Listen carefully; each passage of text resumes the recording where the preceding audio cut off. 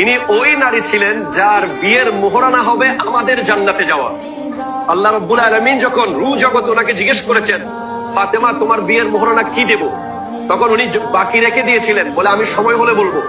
তো কিয়ামতের দিন যখন লাইনে লাইনে আমরা দাঁড়িয়ে যাব, তখন হযরতে সাইয়্যিদা ফাতেমাতুজ জাহরা রাদিয়াল্লাহু তাআলা আনহা পুলসিরাত পার হওয়ার জন্য রওনা করবেন। তখন একটা আওয়াজ আসবে, ইয়া আহলাল জামে গুদ্দু আবসারাকুম হাত্তা তামুররা ফাতেমাতু বিনতে রাসূলিল্লাহ।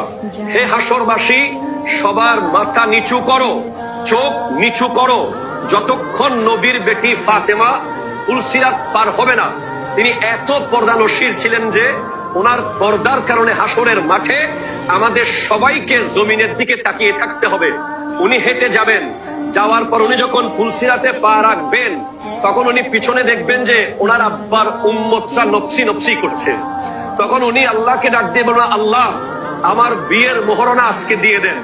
আল্লাহ বলবেন যে জান্নাতীরা জান্নাতে যাচ্ছে, জাহান্নামীরা জাহান্নামে যাচ্ছে, এখানে বিয়ের মোহরানা আবার কি?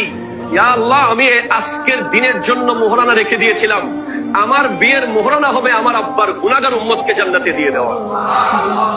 সেই ফাতেমাতুজ জাহরা রাদিয়াল্লাহু তাআলা আনহা গোটা নারী সমাজের আইডল।